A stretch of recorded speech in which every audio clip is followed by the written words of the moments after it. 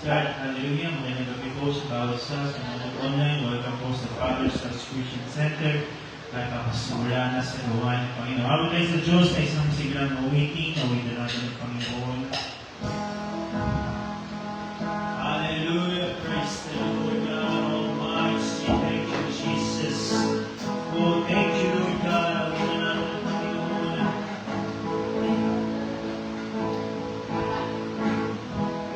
Every child will see your glory. Every nation bow before you. All our treasures turn to ashes in the light of you. As we sing, Lord, as we're singing, holy is the Lord Almighty. Only you are worthy, worthy of it all. Every tribe will see your glory. Every tribe will see your glory. So God, every nation bow before you. Yes, Lord. All our treasures turn to ashes in the light of you. Yes, Lord, hallelujah. As we're singing, holy is the Lord Almighty. Only you are worthy, worthy of it all. Praise and glory, honor and strength unto our God, matchless, endless, love and strength. This is our God. Every tribe sing praise, glory, honor and strength unto our God, matchless, endless, love and strength. This is our God. This is our God. Ayo, ayo, ayo, ayo, ayo, ayo, ayo, ayo,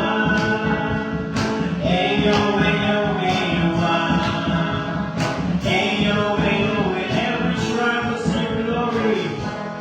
Every tribe will see your glory. Yes, Lord God, every nation bow before you. All the treasures, hallelujah. All the treasures turn to ashes in the light of you.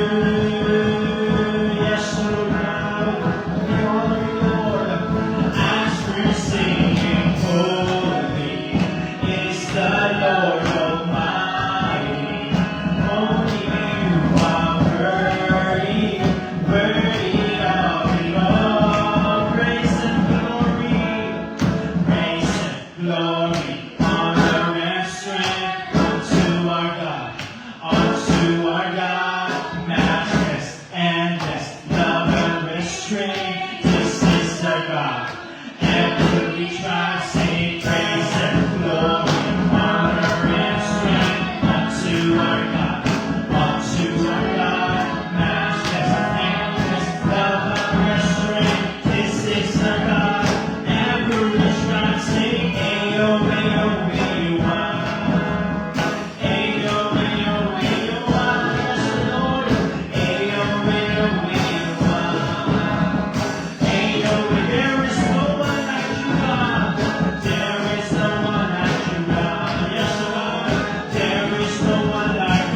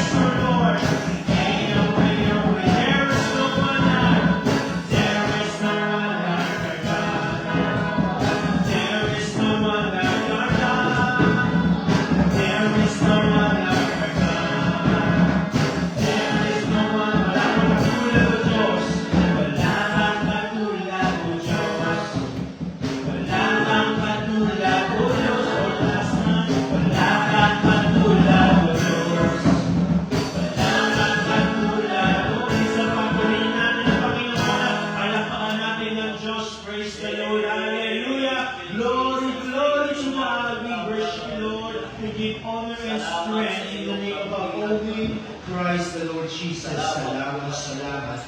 Hallelujah. Awitan natin Panginoon ng marumali na awitin dahil wala rin mas kayo. Praise God. Tayo na natili sa pasensya ng Panginoon. Awitan natin siya.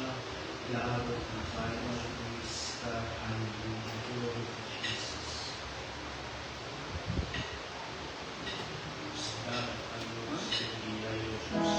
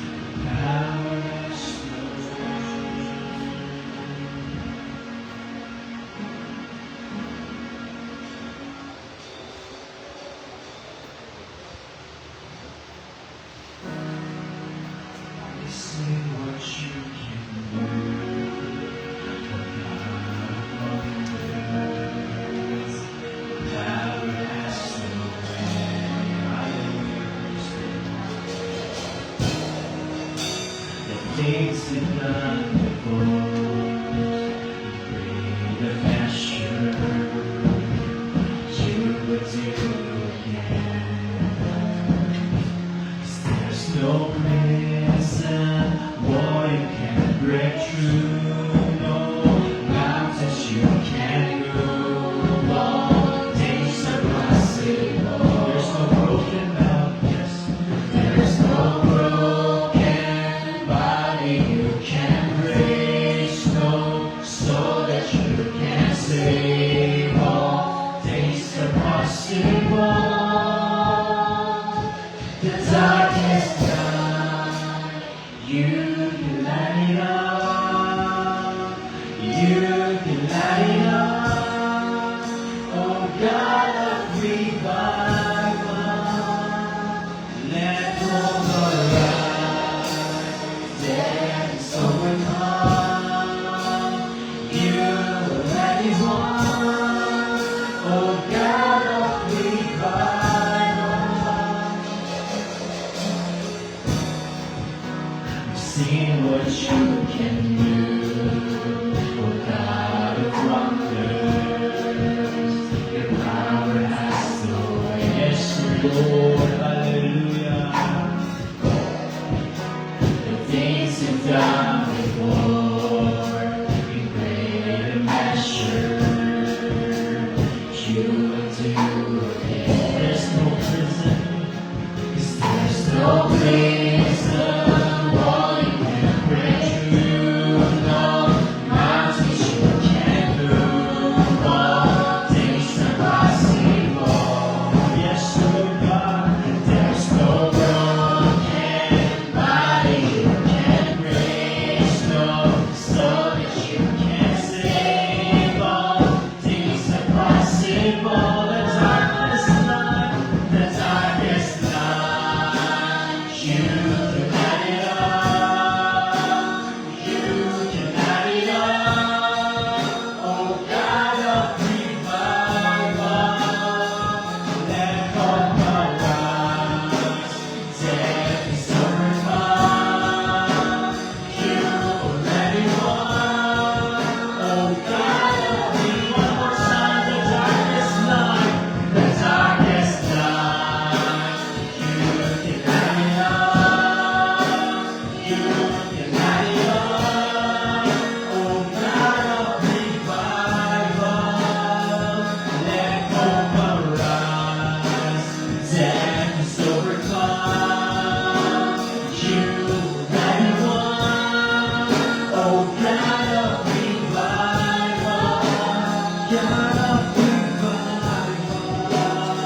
Wala Panginoon, verse 3. Praise the Lord.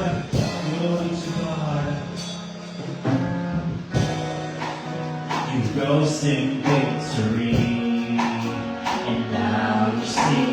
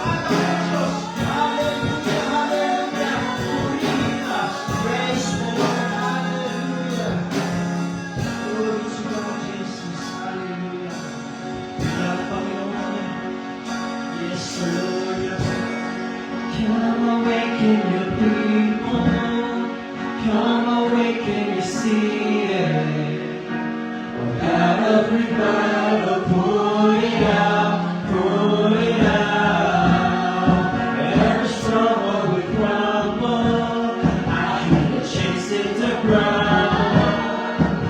Oh God of revival, pour it out. Come awaken your people, come awaken your people, come awaken your seated. Oh God of revival, pour it out, pour it out. Every struggle would crumble, I can chase it to ground. Oh God of revival, pour it out, pour it out. The darkest night, you can light up, you can light up. Oh God of revival, and hope arise, and hope arise. Set is overcome, you already won. Oh God of revival, the darkest night, you can light up, you can light up.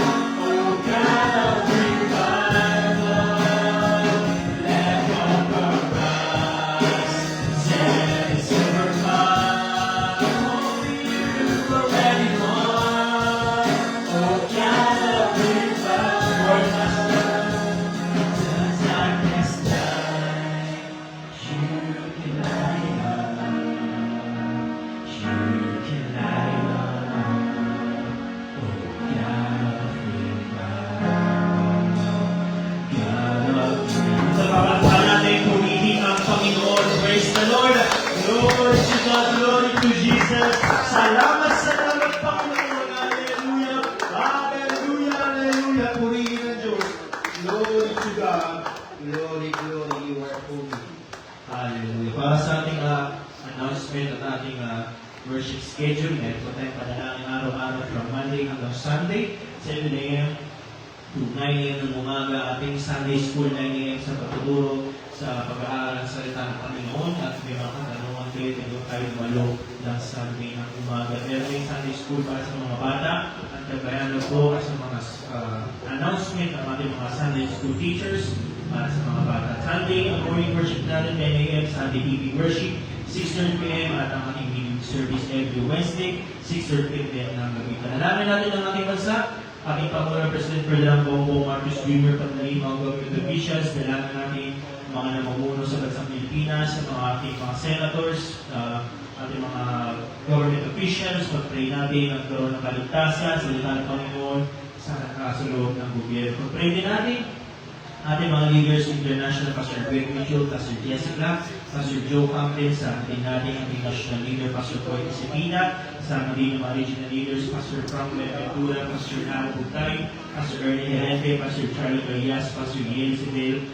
at ang ating Mother Church, Pastor Rico Herrera. Dalangin natin ang kalakasan ng ating mga leaders, ating mga pastor, ang kalusugan, yung kanilang pangakawa, pag-pray natin, patuloy yung pagpalaan, gayahin ng ating Panginoon. Pag-pray din natin ang ating mga fellow Panglarang Daughter Churches, Pastor Gerson Balbuena, Pastor Noel Torres, Pastor Richard Isay, Pastor Vincent Saber, Pastor Marcio Liano, Pastor Bocadiosa, Pastor Junrey de China, Pastor Sam Pulpul, Brother Jimson Bacon, Brother Noel Abaca, Pastor Nelly David, Pastor Jonathan Chavez, Pastor Jess Pancho, at Pastor Lani Dumay. Kasama din ng mga missionary church natin all over the world, Abu Dhabi, Cambodia, Taiwan, ang ating mga kapatid sa Vietnam, Israel, Laos, Indonesia, Japan. Pag-pray natin ang ating mga lingkod ng Panginoon sa ibaling dagat. Sama din natin ang bayang Antipolo, ang ating pastor, Pastor Luis Rosena, ang Sambay, Spiritual Breakthrough, Financial Breakthrough, Celebration and Deliverance, Sola King, dalangin natin sa Dinusali, sa Liming Lote, at ang ating transportation vehicle ng gawain ng Panginoon dito sa bayang Antipolo. Pag-pray din natin ang mga healing request, prayer request, Gito Garcia, Brother Noto Taro, Bonifacio San Pedro, Shirley San Pedro, Tita Lourdes Agadulog, Pastor Campaign, at nilapit na sa Panginoon kung meron din mga karamdaman ngayong gabi. Pag-pray ng ating mga kapatid na yun at sama din natin ang mga mahal sa buhay at kita'y malakasan, karunungan sa ating Diyos, kapatuloy natin silang babahagian ng salita ng Panginoon. Ang ating impacting, ito pong darating na Saturday, December 13, i-confirm po ang mga pupunta, mga attend at check lang po sa GC natin para tayo maka-reserve ng van. At ang ating impacting, January o March 21, 2026 at sa iba pang mga kabalitan kung buwan December, unang January na bayan natin ang pag-uulat ng ating pastor. Kapag tayo dumako sa panalangin at tayo ay pupuri at palakpakan natin ang ating Panginoon natin ng Diyos. Hallelujah! Praise the Lord! Glory to Jesus! Glory to God!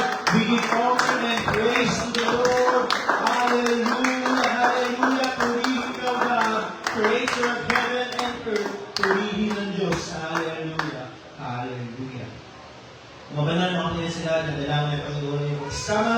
Ngayong gabi o Diyos, ang mga leaders na banggit, Panginoon God, ipagpalagayan o Panginoon, patuloy mo silang gamitin o Diyos, patuloy mo silang suportahan sa mga pagtatanim ng mga iglesia, Panginoon, mga mag-asawahan, ng mababangon o God, ay pagpalain mo, Panginoon, ang bayan ito, O Diyos, sa dalawang ng Panginoon na pagliligtas, O God. Pahiran mo, Panginoon, equip mo kami, O God, ang mga salita mo ngayong gabi, Panginoon, O God. Pahiran mo, Lord, na lang isang bawat sa kalakasan, karunungan, ang mga labing lalabas sa bibingan yung lingkod, O Diyos, ay pagpalain mo, Panginoon, at gayahin mo, Diyos, ng mga Espiritu, God. Ang bawat sa Panginoon, kami ang Panginoon ay lalabas, God, dala-dala ang pagpapalat biyaya, Panginoon, God, at dala-dala ng Panginoon, aming mga leaders, Panginoon, mga healing, at mga kumpletong kagalingan, mga healing request, Panginoon, God, pagalingin mo, Diyos, sa iba na kamay, God, in Jesus' mighty name. Kami sa madalangin, Panginoon, God, sa pangalan ni Jesus.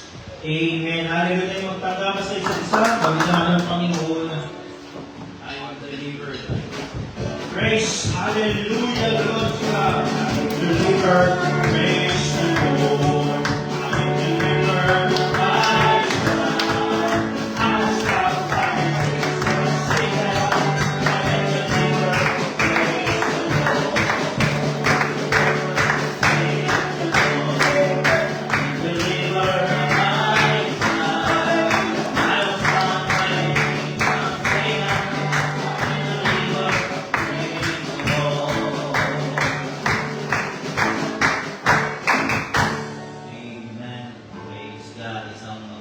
Amen. Salamat sa bawat isa. Amen. At tayo ay darako pa sa tawagin ng ating Panginoong Diyos. So, pagkahandaan natin yung impacting natin dito sa Antipolo.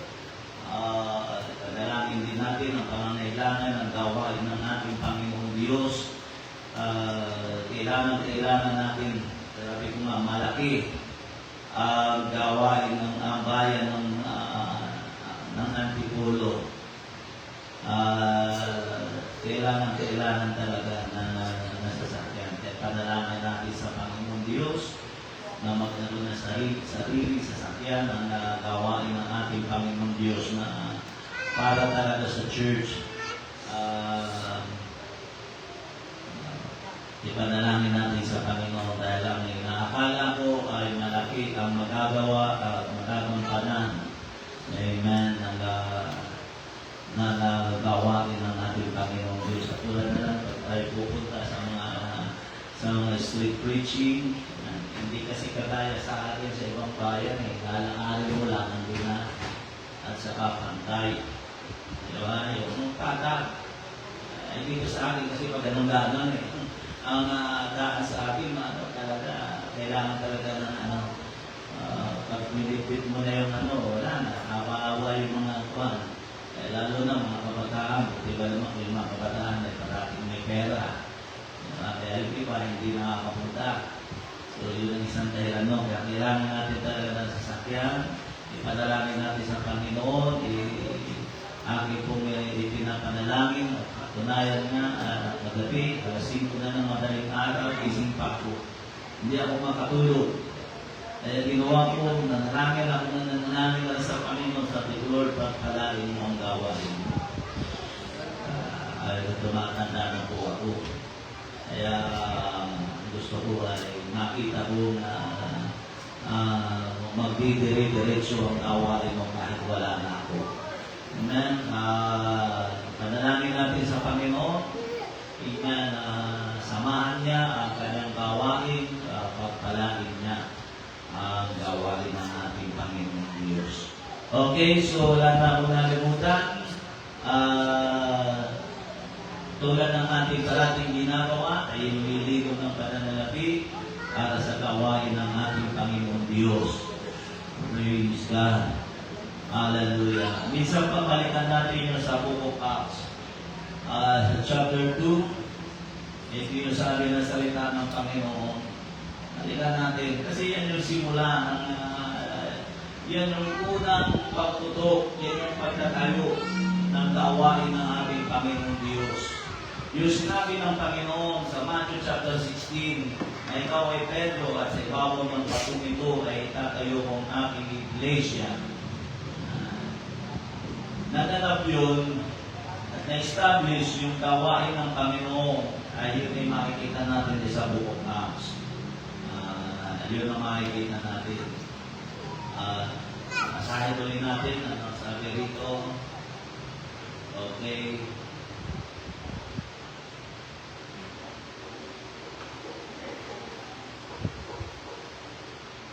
Ang sabi rito, umpisa natin sa verse 37, ang marinig nga nila ito na nasaktan ng kanilang puso. Ito yung pangangaral ni Simon Pedro.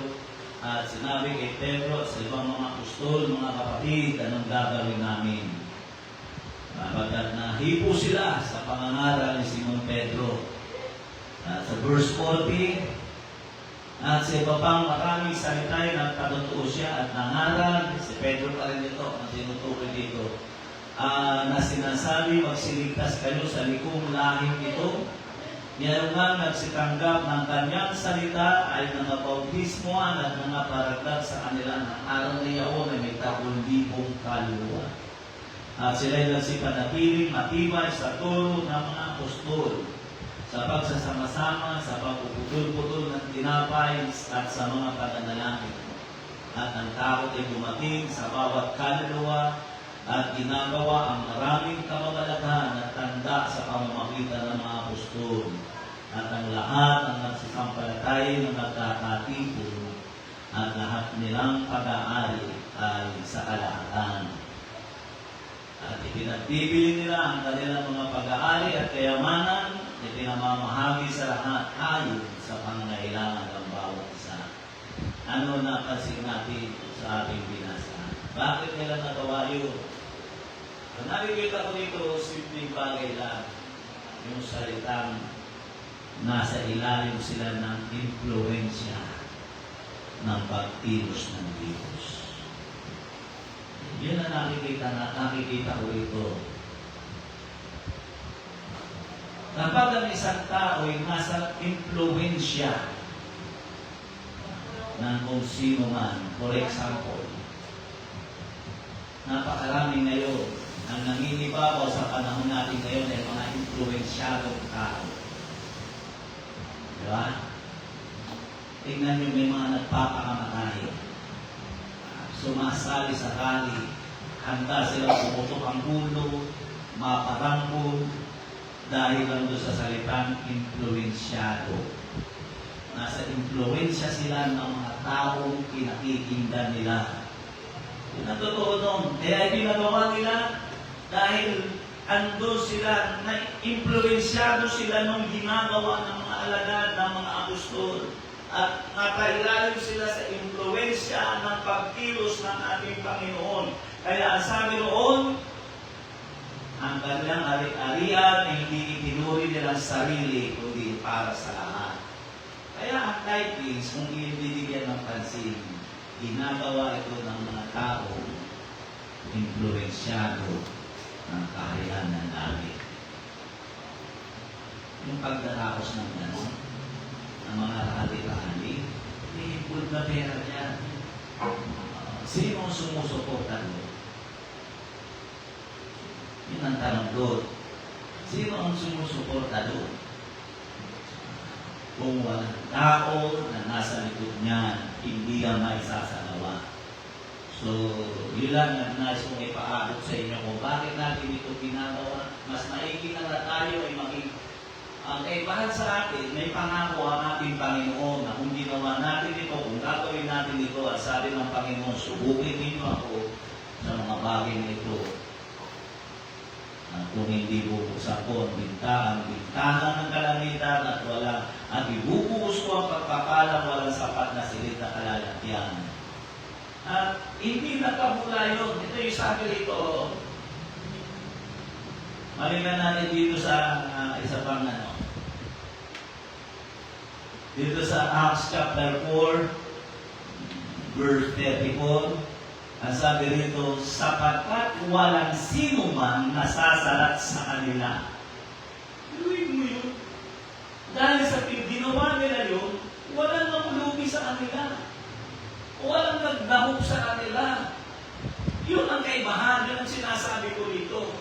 Yun ang kaibahan kapag ikaw ay nasa impluensya, iba ng pananampalataya. Yun ang ibig sabihin nun. Kaya, ang ginagawa, ang pagsasagawa ng paglilingkod ng pananalapi, yan po ay isang patunay na tayo ay impluensyado ng kaharian ng Diyos. Okay, tayo po ay nilingkod ng pananalapi para sa gawain ng ating Panginoong Diyos. Praise God. Siya na tayo. Tawagan ko si Ato at tayo pangunahan dito. Praise God. Tayo ay manalangin sa Panginoon. Dakila at tapat ng Diyos na may likha ng langit at ng lupa. Hinihingi ko po, Panginoon, na iyong pagpalain ang iyong mga anak. Bless mo po, Panginoon, ang bawat isa sa ng Diyos. Marami pong salamat, Panginoon, sa iyong kabutihan, sa iyong biyaya o God, sa pangalan ni Jesus. Amen. Praise God. So, minsan pa, the time to be happy is now.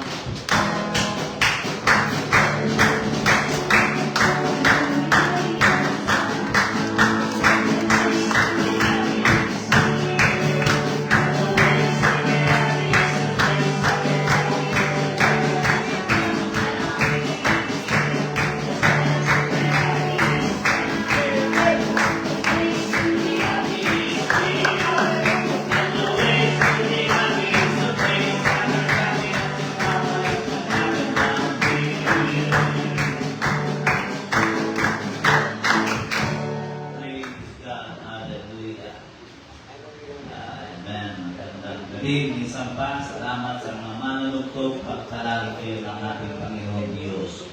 Praise God. Hallelujah.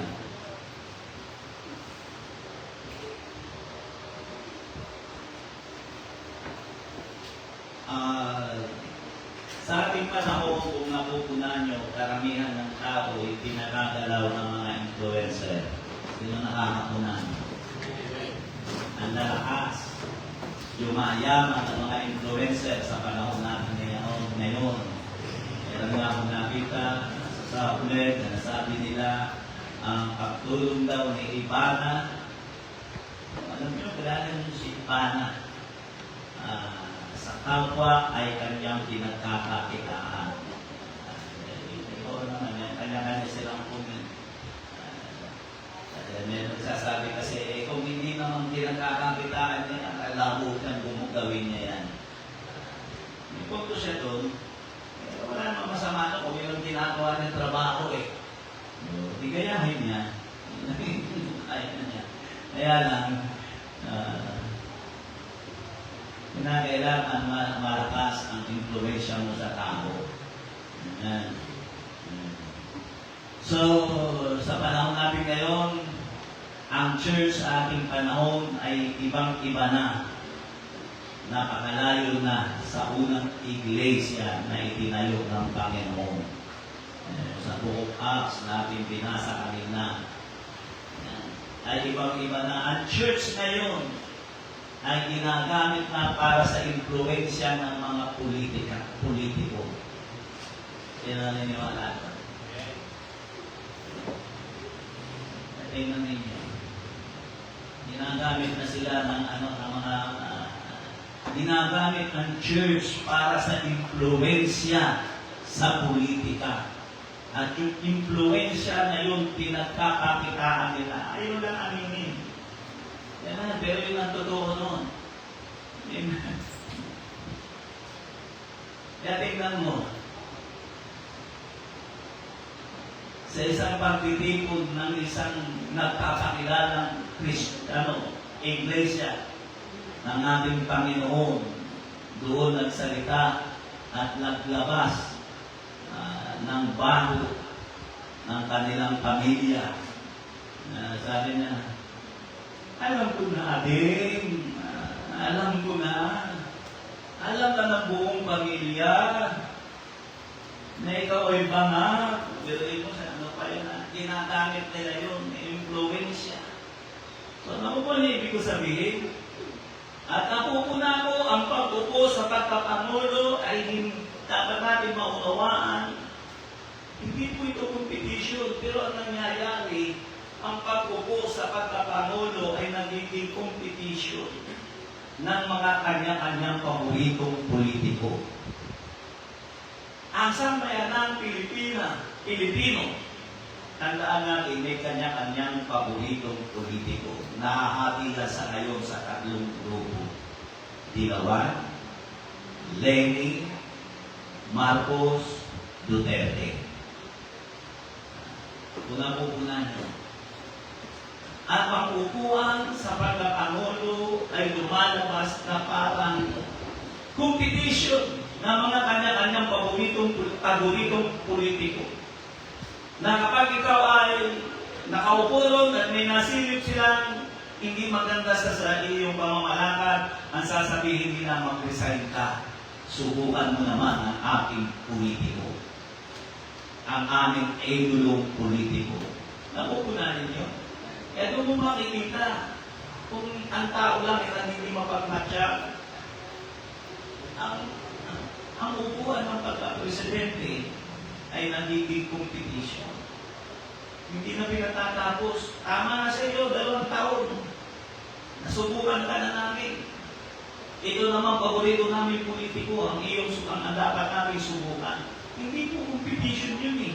Pero ang nakikita natin dyan, ang church ay influensyado. Ang ginagamit ang church ngayon, amen, sa impluensya ng politika.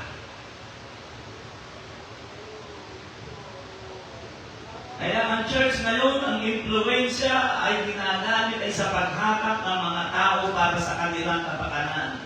Pero dapat po nating maunawaan ang Kristiyano ay hindi dapat na i-impluensyahan ng sanlibutan. Yun ang dapat natin maunawaan. Hindi dapat tayo impluensya. Hindi dapat tayo apektado ng tinatawag na pagkakampi-kampi o hidwaan. Pag-grupo-grupo yan eh.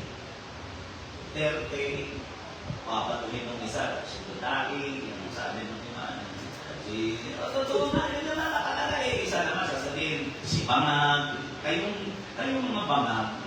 Kaya sabi ko, ano nangyayari? Ang nangyayari na sa atin, competition na. Nakukuha nyo, nakikita ba rin yun nangyayari sa ating naibig na ginagalawan? Competition ng kanilang paborito. Ang masaklap dito, influensyado, involved ang napakaraming Kristiyano at mga simbahan. Nakita mo, nagsisipag-aklas sila. Anong sinisigaw nila? Ibaba. Pababayin. Ang church po dapat ay hindi ganun ang influensya. Hindi sa ganun bagay. At ako po'y naniniwala na ang tao ay patungo sa isang lugar na kung sino ang nakaka-influensya sa kanila. Sino naniniwala doon? Ang future mo, patungo ka kung sino ang nakaka-influensya sa iyo. Yun ang isang malaking katotohanan. At sa tao, imposible sa kanilang pumasok sa langit nang hindi sila nai-influensyahan ng salita ng Diyos. Yan ang dapat natin maunawaan. Napaka-imposible mga kapatid na tayo ay pumasok sa langit nang wala kang simpatiya sa salita ng Diyos. Mawalang dating sa iyo salita ng Diyos. At mas malakas pa sa iyo ang dating ng iniidolo mong politiko o influencer. Mas malakas pa ang dating sa iyong Ibana, Alawi. Ako ba nilibig ko sabihin? Napaka-imposible. At kung meron ng taong nag-iisip ng may katinuan, ako po'y naniniwala, hindi maaaring hindi siya na-influensyahan ng salita ng Panginoon. Yun po ang aking pagkaunawa niya. Hindi po pwede na ang isang tao pumasok sa langit na hindi siya na-influensyahan ng tunay na salita ng ating Panginoong Diyos. Okay, sabi po ang Biblia, makibukas kayo sa akin sa unang Corintios sa chapter 2, verse 11 to 16. Ganito ang pagkakasabi ng salita ng Panginoon, sapagkat sino sa mga tao ang nakakakilala ng mga bagay ng tao kundi ang Espiritu ng tao na nasa Kanya. Gayon din naman ang mga bagay ng Diyos ay hindi natin kilala ng sino man maliban na ng Espiritu ng Diyos. Ngunit ating tinanggap hindi ang Espiritu ng sanlibutan. Hindi daw tinanggap daw natin na hindi ang impluensya ng sanlibutan, kundi ang Espiritu mula sa Diyos upang ating mapakilala ang mga bagay na sa atin ay ibinigay na walang bayad ng Diyos. Na ang mga bagay na ito ay ating namang sinasalita, hindi sa mga salitang itinuturo ng karunungan ng tao, kundi sa itinuro ng Espiritu na iniwamis natin ang mga bagay na ayon sa Espiritu sa mga pananalitang ayon sa Espiritu. Ngunit ang taong ayon sa laman ay hindi tumatanggap ng mga bagay ng Espiritu ng Diyos. So sa madaling salita, ang taong nakalaman kailanman ay hindi o pwede ma-influensyahan ng Espiritu ng Diyos. Sapagkat ang mga ito ay kamangmangan sa Kanya at hindi niya nauunawa, sapagkat ang mga yaon ay sinisiyasat ayon sa Espiritu, ngunit ang sa Espiritu ay nagsisiyasat ng lahat ng mga bagay at siya hindi sinisiyasat ng sino man. Sapagkat sino ang nakakakilala ng pag-iisip ng Panginoon upang siya'y turuan niya datapwat. Gusto kong bigyan natin ng pansin yung huling pang-usap datapwat na sa atin ang pag-iisip ni Kristo. Ibig sabihin, influensyado tayo ng pag-iisip ni Kristo. Tayo po'y manalangin, dakila at tapat na Diyos na may likha ng langit at ng lupa, pagpalain mo po ang iyong salita. Tulungan mo po kami na ito'y maging mahalagang aral sa aming mga buhay. Pagpalain mo po ang bawat isa at ang pagkaunawa sa iyong salita, ang dalangin ko po. Ito ang dalangin namin, Panginoon. Marami pong salamat, Panginoon, sa iyong kabutihan sa pangalan ni Jesus. Amen. Let's go na po sa simpleng payak na pangungusap. Are we willing to take the mind of Christ? Kunin natin ang kaisipan ng Panginoon. Huwag yung kaisipan ng mga influencer. Naku, sino mga influencer? Kasi kung sino pinakikinggan ng tao, ay totoo yun ang mag-ahari sa isipan niya. Una, na nais mong bigyan ng pansin, ang taong may kaisipan ng Diyos ay malaya. Hindi yan kailanman magiging alipin ng kung sino man. Ang kaisipan ni Kristo hindi masasaklawan ng kaisipan ng tao. Kung ikaw ay may kaisipan ni Kristo, mananaig ka sa lahat ng bagay. Kaya nga sabi ko nga, hindi po pwede na ang isang tao, ang isang Kristiyano naiimpluwensyahan ng sanlibutan. Kung nasa iyo ang kaisipan ni Kristo, napaka-imposible na ikaw ay naiimpluwensyahan ng sanlibutan. Kung sunod-sunuran ka sa napakarami mga taong nagsasalita, wala sa iyo ang kaisipan ni Kristo. Kaya uulitin ko, kung ikaw ay may kaisipan ni Kristo, mananaig ka sa lahat ng bagay. Meron kang dominion kung nasa iyo ang kaisipan ni Jesus. Pansinin natin yung buhay ng babaeng binihan ni Kapitan Naaman sa 2 Kings chapter 5 verse 3. Alam natin, ang hirap ng katayuan niya. Kung ating bibigyan ng pansin, inalipin siya ng walang kabayaran, pero nakita natin na impluwensyahan ba siya ng kultura ng Syria? Hindi siya na-impluwensyahan. Ni ang kanyang paniniwala at pananampalataya hindi na-apektuhan. Maraming mga tao napunta lang sa isang lugar. Kung ano yung lugar na ginagalawan nila, yun ang takbo ng isipan nila. Sino na pakalan ng gano'n? Ang dami kong alam na ganyan. Dito napakatapat. Pero nang umuwi sa kanilang probinsya, bigla nang nawala ang impluensya sa salita ng Panginoon. Pero ang babae nito, tingnan natin, ano sabi ng manawa, ang aking Panginoon ay lumapit sa Diyos ng Israel. Ibig sabihin yung impluensya ng Diyos sa buhay niya, kahit gaano kapait ang kanyang dinanas, hindi nawawala sa isipan niya. Dahil kinuha niya, taglay niya sa isipan niya, kahit anong hirap ang pinagdaanan niya, taglay niya ang kaisipan ng Diyos sa kanyang puso at isipan. Hindi nababago. Umasa ako nang unawaan yung ibig ko sabihin.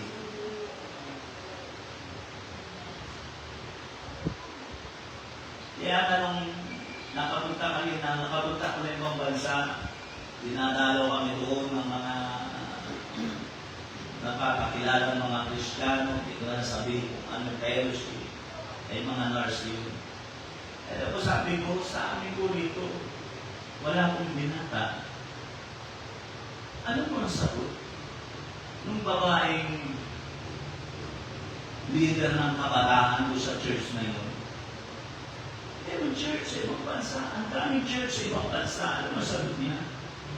Kapatid, kalimutan na natin na kung anong katayuan natin sa Pilipinas. Para maiwasan natin ang homesick dito, kalimutan natin yung katayuan natin sa Pilipinas. Mag-aliw-aliw tayo dito. Ay, simula mo sabihin lang yun, hindi na ako pumunta sa fellowship dito, hindi na ako pumunta. Ibig niya sabihin dito, pagdating dito, binata tayo. Pagdating doon, pamilyado tayong tao. Ang bilis mo namang maawa. Yun ang ibig sabihin nun. Gagawin mong pastime, kalilimutan mo kung anong sitwasyon mo. Ay, pag ganyan ang kaisipan ng maraming mga OFW, maraming masisirang pamilya. So, yun ang dapat natin maunawaan. Hindi dapat tayo nai-influensyahan. Kaya minsan nagtatapos buti ka naman kung mga dalaga.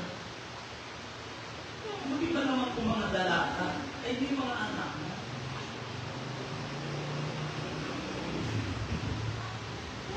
Magtitikto. Nakasipuso. Ang experience. Hanggang dito lang ang sana.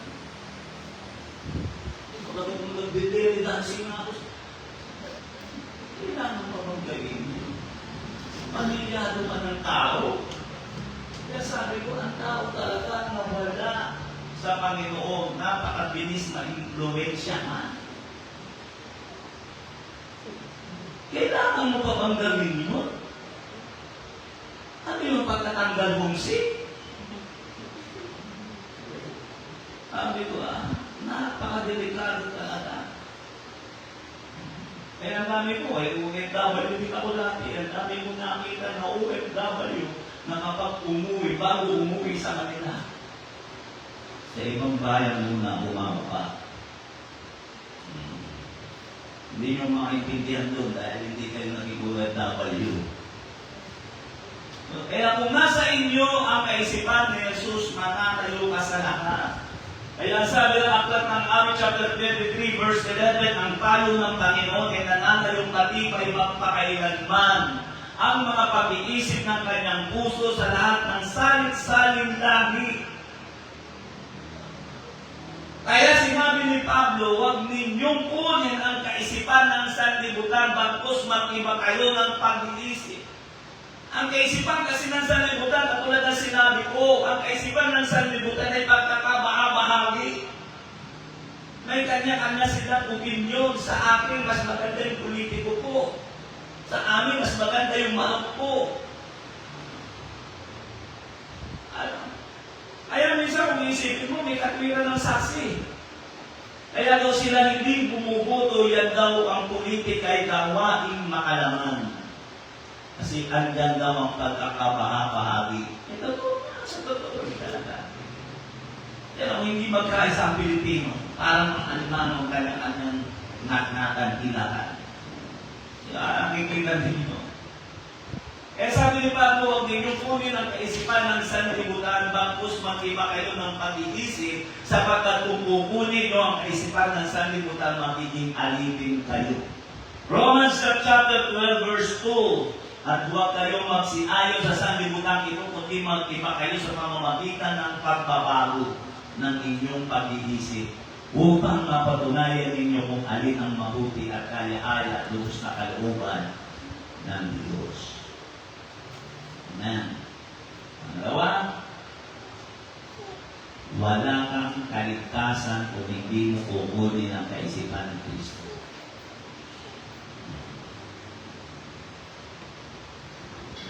Maganda sinabi ko kanina, kung hindi ka kayang impluensyahan ng kaisipan ng Diyos, ng salita ng Diyos, sino ang makaka-impluensya sa iyo?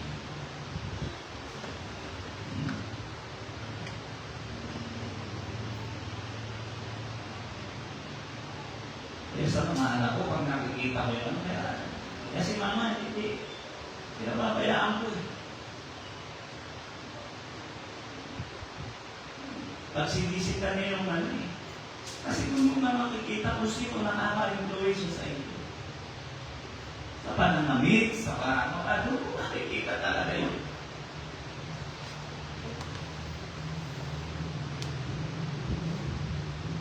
Tingnan natin, yung tinatawag the rich, the young ruler. Sa aklat ng Lucas sa chapter 18, verse 22, hindi ko na mapahasahin lahat. Ito lang yung verse 22 lang ng Lucas 18. At nang marinig ito ni Jesus, sinabi niya sa kanya, isang bagay pa ang kulang sa iyo. Ipagbili mo ang lahat mong tinatangkilig at ipamahagi mo sa mga dukha. Magkakaroon ka ng kayamanan sa langit. Kung mabito ka, sumunod ka sa akin. Ayaw ng the rich young ruler. Ayaw niya ng kaisipan ni Jesus. Pinaghirapan ko ito, ipagbibili ko. Ipamamahagi ko. Ito yung titings na yan, hindi mo masunod-sunod. Lalo na yun, ipagbili mo ang iyong kalihan. Diba? Hindi na ligtas ang namin ito dahil ayaw niya ng kaisipan ng Panginoon. Ayaw niya. Ay hindi siya naligtas. Ano sabi ng Panginoon? Kay hirap maligtas, pumasok sa kaharian ng langit ang mga taong mayayaman. Kasi hindi sarili silang pag-iisip. Amen.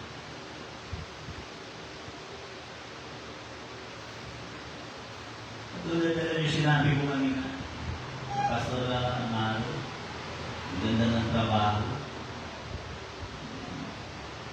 Kasi siya yung may hawak ng siya yung pumipirma. Anong tawag doon? Para siya yung nasa stock. Yung mga bala, gasolina, mga diesel, mga baril, nasa kanya lahat. Nasa authority niya. Pwede nga daw siya magbenta ng isang Armalite. Ang nagkapagbintas ng isang Armalite, mababa ang 30,000 o 50,000 sa mga businessman. Tapos yung bala ka. Kaya nga iba daw mga kasama niya, hindi na sa akin. Wala. Ang ganda ng posisyon mo, ng items mo. Hawak niya yung yung mga higiral, sa kanya nakikipag-nakikilman. Lumanap yun. O bata, kailangan ko ng isang set ng mga kasin ng 60. Bigyan mo na ako.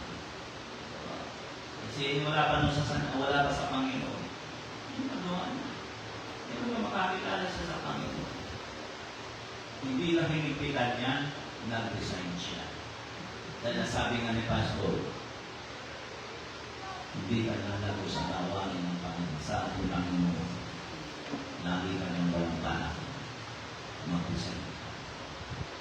Tapos nung mag-resign nga, maghanap ka ng trabaho. Hirap talaga hindi sa tula.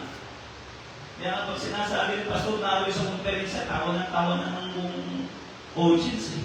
Yung nga namang ganda ng trabaho mo, tapos mag-resign ka, tapos sabihin sa'yo, ano kaya sabihin ko kay Kim?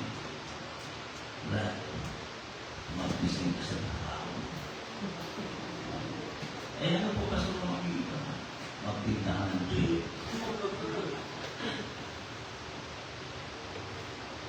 Makita ko nagbibili. Nagtatali na yan ang lubid ko sa sa palungo ng bahay nila. Magbibitin na yan. Alam mo sa dami, magkano bayaran niya doon sa sasakyan. O kaano yun, nasa 30,000 yata yung monthly, tapos yung bahay pa nila, 25,000 din. Di 50 din na agad yun. Pagkain pa nila. Ano sasabihin mo? Pero hindi ko masasabihin mo. Kasi ang ganda ng trabaho niya eh. Hawak niya ang oras niya eh. Pwede nga siya nagtatrabaho na namamasyal eh. Sir, nagkakagayon ako na. Isa ka na doon, hindi niya sasabihin ko ako sa doon ka, namamasyal. Pero yung mo nasa SM, nagsashopping. Pero naka-timing siya doon sa opisina nila. Ako ano ba ibig ko sabihin? Bakit mo pag-resign yung gano'n? Yung ganda ng trabaho. Nung sinasabi ko na lang sa Panginoon, ang kalahin sila ng Panginoon, ilagay mo sila sa Panginoon sa pinakatutok ng plano mo sa kanilang buhay. Amen? Praise God. At pagmuli, dito ako magtatapos, walang kapayapaan ang taong walang pag-iisip ni Kristo. Yan po kung kalilimutan. Walang kapayapaan. Ang taong walang pag-iisip ni Kristo, kung ang pag-iisip mo, laging ang mamamayan yung diskarte mo sa buhay. Hindi, ganitong gagawin ko, mag-iipon muna ako na mag-iipon. Bro, naging kaisipan ko na rin yan. Hindi man nagkaibig. Alam niyo nung sa amin sa probinsya, mayroon doon isang taong kontraktor. Kontraktor siya. Nagsimula siya sa isang lugar. Tapos bumili siya ng bako. Tapos nung naging 10 na yung dump truck niya, hindi siya nakapag-aral. Nung ako'y nasa OFW din ang isip ko, Lord, magpupunta lang ako ng 5 truck na bangka, isang bako, isang load, isang piso. Ang lakas ng loob ko, dahil yung pinyo ko nung panahon na yun ay district engineer ng DPWH. Pagpatuloy ko. Hindi ang lakas kong kumuha ng ano. Ay, isa ako, katulad ko na rin si Tiscaria. Ako, ano ibig ko sabihin? Ang ganda ng plano, ng mga bagay na iniisip ko. Eh, hindi naman kalooban ng Diyos. Hindi ako kaibig. Eh, hindi na kasi hindi na ako kumuha ng operator kasi ako multi-operator ako eh. Kahit anong sasakyan, pwede kong tatakbuhin na ako kung paano gamitin. Kasi nga meron doon sa amin gano'n, kontraktor siya. Ang laki ng ano niya. Nagsimula na siya sa isang loader. Tapos lumaki na lumaki. Kasi makakuha ka lang ng isang project yan na ang laki ba? Sasarga na ka lang tawag doon. Sabkon ka lamang. Ang mga ang laki ng ano niya. Milyon ang kita talaga dyan. So, ang sabi ng Colossians chapter 3 verse 15, ganito sabi, at maghari sa inyong puso ang kapayapaan ni Kristo na diin tinawag din naman kayo sa isang katawan at kayo maging mapagpasalamat. Philippians 2:5, magkaroon kayo sa inyo ng pag-iisip na ito'y na kay Kristo Jesus din naman. Kaya kunin natin yung kaisipan ni Kristo. Hindi ka magkakaroon ng kapayapaan kung wala sa iyong pag-iisip ng ating Panginoon. Ito yung sabi ng 1 Corinthians chapter 12 verse 3, kaya ipinatatalastas ko sa inyo na wala sino man nagsasalita sa pamamagitan ng Espiritu ng Diyos na nagsasabi si Jesus ay itakwil. At wala sino man makapagsasabing si Jesus ay Panginoon kundi sa pamamagitan ng Espiritu Santo. Ano mabasa ko ito sa ato na nagawa ko talaga? Kaya mayroon talaga mga tao na kahit papasa mo sa kanila, letra por letra na si Jesus ay Diyos, hindi nila magawang kilalanin si Jesus ng Diyos sapagkat wala sa kanila ang Espiritu ni Jesus. Yung nasabi rito walang sino mang makapagsasabing si Jesus ay Panginoon kundi sa pamamagitan ng Espiritu Santo. Hindi nila mauunawaan talaga ang salita ng Diyos kung wala silang Espiritu ng Diyos. Yun ang totoo nun. Wala sa kanilang kaisipan ni Kristo Kaya hindi nila, kahit ipagduldulan mo sa kanila, magsusuntukan na kayo talaga. Hindi nila kikilalanin yan dahil wala silang Espiritu ng Diyos. Tingnan niyo yung sabi pa rito, Matthew chapter 11 verse 27, ang lahat ng mga bagay ay ibinigay sa akin ng Ama. At sino may hindi nakakakilala sa Anak, kundi ang Ama. Wala daw sino na nakakakilala kay Jesus. Kaya pagkakilala nila kay Jesus ay tao lang. Ang nakakakilala daw sa Anak kay Jesus ay ang Ama. At sino may hindi nakakakilala sa Ama, kundi ang Anak. At yaong ibigin pagpahayagan ng Anak. Kung hindi lulubin ng Diyos na bigyan ka ng pagkaunawa, hindi mo talaga makikilala si Jesus kung sino si Jesus.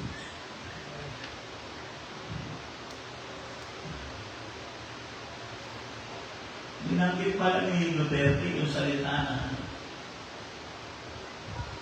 sabi niya, ay bukul ka. Diyos ka. Papaya ka magpapako sa krus. Ay buo ka. Kaya sabi ko, tama lang, nasa nasa dahig. Kasi ang dami mo palang yung nilait talaga. Hindi nila naunawaan. Yun naman yung ito na naikilig sa biyanan ko. Ikaw ba naman, Rabi? Ikaw ang may likha ng langit at ng lupa, dahil Diyos ka, kakaya ng ipako ng nilikha mo. Hindi niya naunawaan yung sinabi, kababasa lang natin kanina, na siya man, bagamat nasa katawan ng Diyos, ay hindi niya pinanghawakan ng pagkapantay niya sa Diyos. Philippians 2:5, bagkus hinubad niya, voluntary ng hinubad, at ginawa niyang handog ang kanyang sarili sa ikaliligtas ng sanlibutan. Because of love. Dahil walang makagagawa nun, makapagliligtas sa sangkatauhan, kundi siya lang. Kaya kailangan siya magkatawang tao. Ang ipinako sa krus ay hindi Diyos. Ang ipinako sa krus ay tao. Hindi nila maunawaan yun. Kasi nga wala silang Espiritu ng Diyos. Kaya mo piskal yun si Duterte. Pero ko sinabi niya yung gano'n, nakita ko lang ito, sabi ko, sino pala talaga ng tao ito? daw si Jesus. Eh, ikaw ay Diyos. Magpapapako ka. Eh, ibig sabihin niya, hindi siya naniniwala na si Kristo nga ay Diyos din. Yun ang pagkaunawa niya.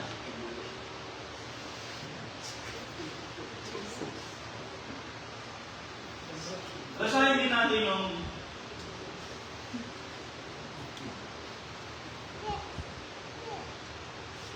sa aklat ng Mateo,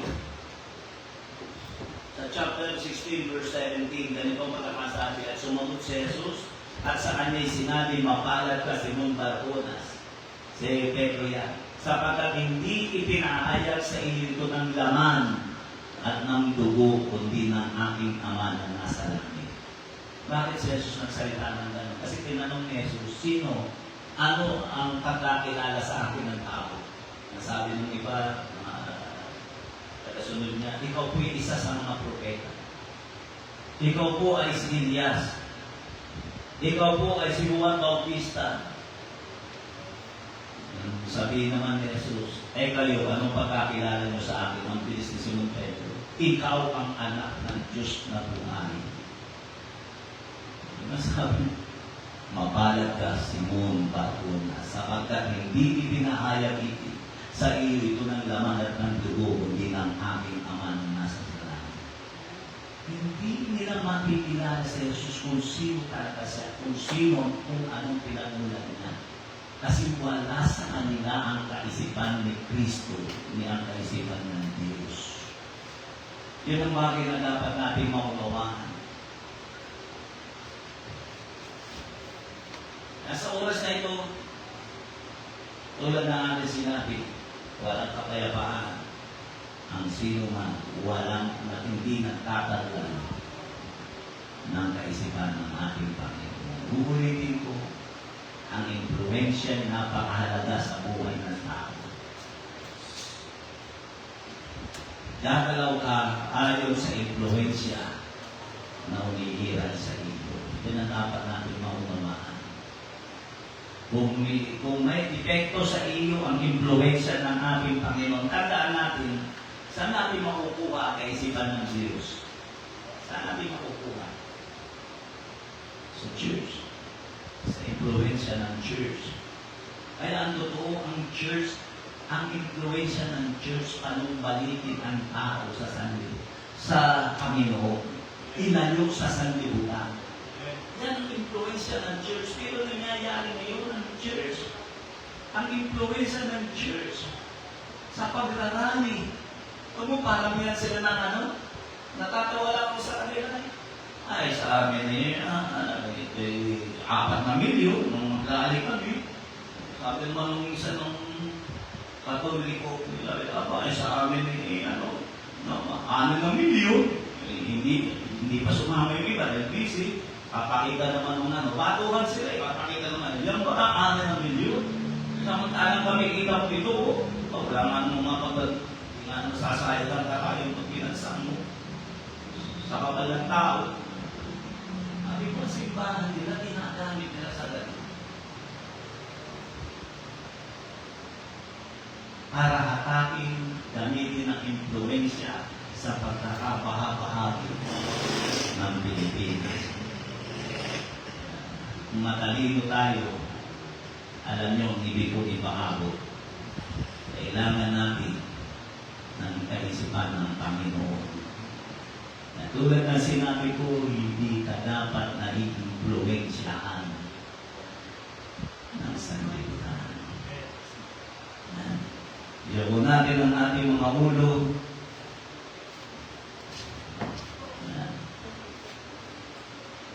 Ito dapat natin maunawaan. Tatong bagay lang ang binigyan ko ng pansin. Una, ang taong may kaisipan ng Diyos ay malaya. Malaya. Magiging pagpapala ka sa mga tao.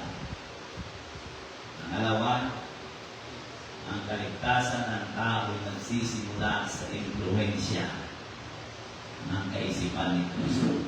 Kung wala kang kaisipan ni Kristo, napakahirap na ikaw ay maligtas. At ang pangatlo, walang kapayapaan ang taong walang pag-iisip ni Kristo. Ayan, praise God, hallelujah.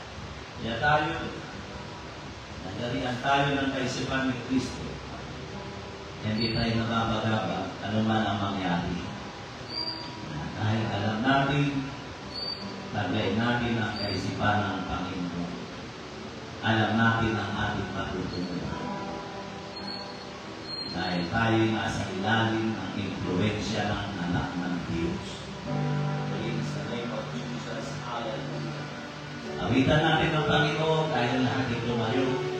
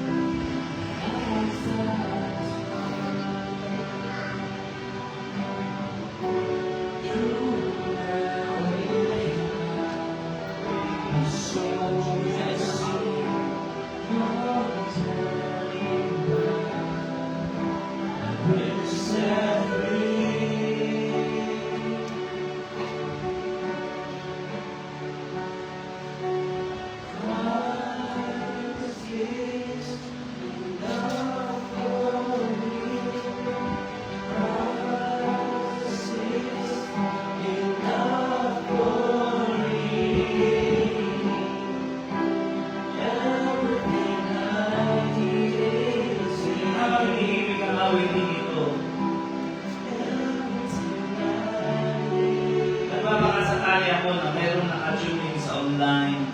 Ano po rin ang kaisipan na nag-aari sa buhay mo? Ano gagawin mo? Magpapapalit-palit ka na ng mga sa kaisipan ng mga influencer sa ating panahon. Sino makaka-apekto ng buhay mo? Kung hindi mo makikilala si Jesus, hindi nakapapagdaan sa araw, sumisigaw ka na rin sa lansangan. Isa ka na rin aktivista. Dahil yan ang umiikot sa panahon natin. Pero dapat mong maunawaan, isang kaisipan lang ang kailangan mo dito sa mundo na dinabalawan natin, ang kaisipan ni Jesus. Ulitin ko, hindi ka magiging malaya kung wala sa iyo ang kaisipan ni Jesus. Napaka-imposible na maging malaya ka na sa ilalim ka ng impluensya ng mga vlogger, ng mga politiko, ng mga artista. Nahirap. Napakahirap na maligtas sa isang tao walang kaisipan ng Panginoon at wala kang kapayapaan. Kaya sa oras na ito, ang alam ko sa iyo ay ang ating Panginoon.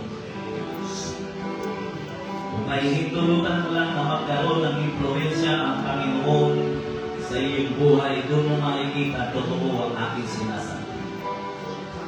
Kaya kung ikaw yan, nanalangin ako ng isang panalangin ng pagtanggap. Ulitin mo ang katagang ito. Turing mong iyong sariling panalangin. Dakilang Diyos, sa oras na ito, inaamin ko po na ako'y nagkasala. Para akong kawayan na yumuyo kung saan hipan ng hangin. Subalit sa oras na ito, sinasampalatayaan kita. At gusto ko rin maranasan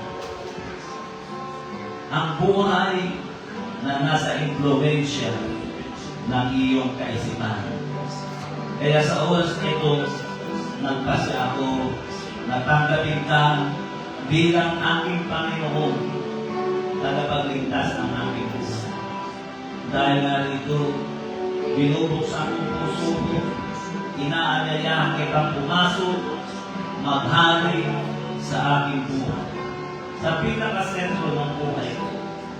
At isulat mo rin ang aking pangalan sa aklat ng buhay upang sa iyong muling pagbabalik ay makasama mo ako doon sa buhay na walang hanggan. Maraming salamat, Panginoon, sa iyong kabutihan, sa iyong biyaya, sa pangalan ni Jesus. Amen. Praise God. Bukas ang altar na yun. Sino ang may mas malakas na influensya sa iyo?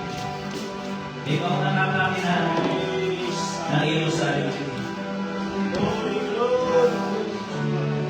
Pag nakita mo yung mga kaibigan mo, mga dati mong kaibigan, anong dating nila sa buhay mo? Ganun ba kabilis nawawala sa iyo ang influensya ng salita ng Panginoon? Ang ibig sabihin niya, hindi mo pa kinukuha ang kaisipan ng ating Panginoon. Yes. Dapat maunawaan natin ang mga bagay nito. Dapat magkaroon lamang ng isang influensya sa buhay mo na kahit saan ka naroon, hindi mo i-deny kung sino ka dahil under influence ka ng kaisipan ng ating Panginoon Diyos. Kung nagagawa yan ng mga nagsisipag lagi, dapat magawa mo rin yan. May pakilala mo kung sino ang nakaka-influensya ng buhay. Dahil ito yung dapat natin maunawaan. Yes, Lord, Lord, tulungan mo po, Panginoon, ang pinanagdaanan nito. Ang influensya mo sa buhay ay palakasin mo. Sa gitna ng kahirapan, kabiguan, sa karamdaman, kakulangan, manatili sa kanya ang influensya mo na hindi kayang tinagin ng alam mo. Lord, manusap ka sa buhay nila. Pagtitiwala nila sa iyo ay pag-ariin mo. Yes, Lord. Lord, tulungan mo ang iyong anak. Iniingin mo rin pagyamanin mo ang kapangyarihan ng influensya ng salita mo sa kanyang buhay. Amen. Ano man ang maranasan niya, kabiguan man, ano man kahirapan, problema, simiranan, kapangusap ka sa iyong anak. Pagpalain mo siya, pag-arihan mo siya ng influensya. Lord, O God, pagpalain mo mga kabataan ito na lumakad sila ng ayon sa iyong kalooban. Lord, tulungan mo po sila. O mag-ari sa kanila ang iyong kaisipan, O God. Yes, Lord, O God. In Jesus' name. Lord, pagpalain mo po, Panginoon, sa iyong anak, dakilang mag-usap ka sa kanyang buhay. Lord, O God, in the name of Jesus. O Son of the living God, pagpalain mo po, Panginoon, ang iyong anak. God, tulungan mo po. God, walang mamahali na sa influensya sa kanilang puso. Lord, O God, pagpalain mo, Panginoon. God, ang ilangan ko ito, yes, O God. Lord, ang nangangagit sa kasayang ng mga usap, sa mga pag-usap sa kanilang dakilang. Yes,